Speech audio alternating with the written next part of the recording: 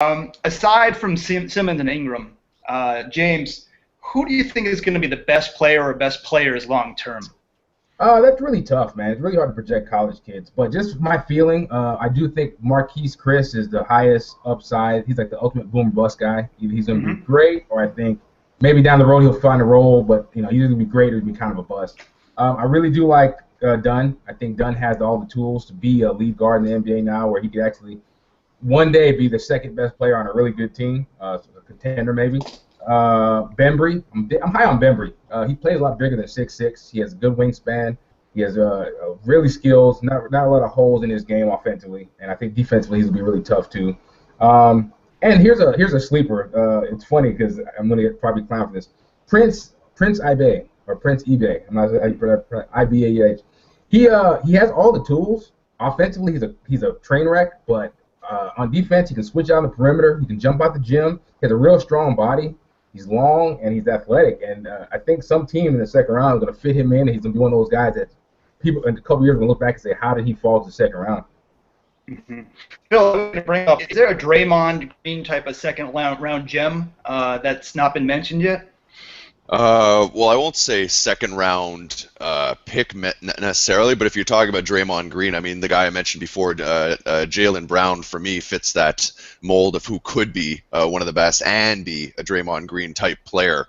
So he's one of those guys. I think it's hard to peg. I could see him going as high as 3 and as low as 9. I think that's really where he falls, but I think he could come out and if he can work on a couple key things, we can see a progression like we saw with Kawhi Leonard, because he has a lot of the physical skills.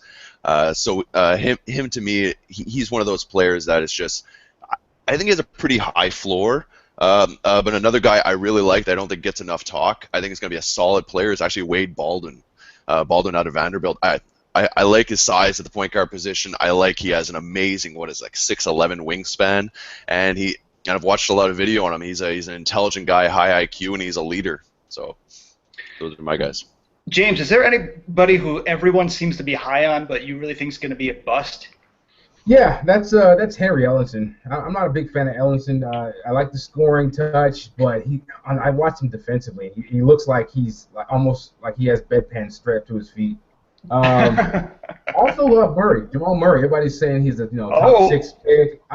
Look, I see the shooting. I get it. It's just that, at the NBA level, you want your point guard to have either incredible speed, incredible athleticism, something to set him apart. And the shooting's nice, and maybe he can have a Steph Curry-like revival in the NBA. I just don't see it with him. I wouldn't want to take him ahead of a guy like Wade Baldwin or even Demetrius Jackson. I think his point guards, they have probably a little better NBA cred than he does. Phil. Bruno Caboclo is one of your pet projects, 2 years away from being 2 years away. Is there another guy like that in this draft? There's a bunch of those. I think the aforementioned Dragan Bender is definitely one of those. I think he looks like he's going to take a while. Skal is another one. I think there's a bunch. I think what makes it so exciting for me in this draft is there's actually kind of enough of those guys that you kind of worry about initially. So for guys who need people to come in right away, you kind of would hesitate.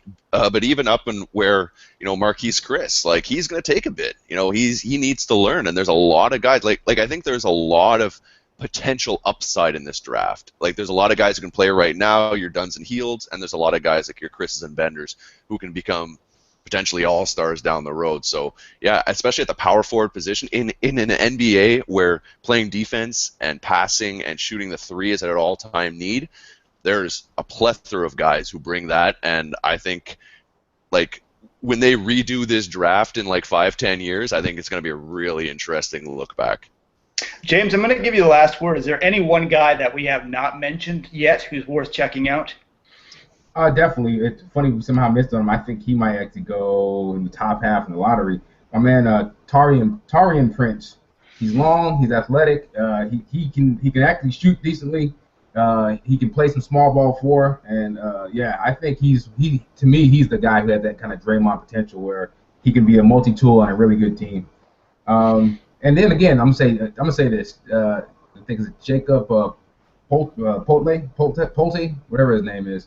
I think he's going to be the prototypical great white stiff.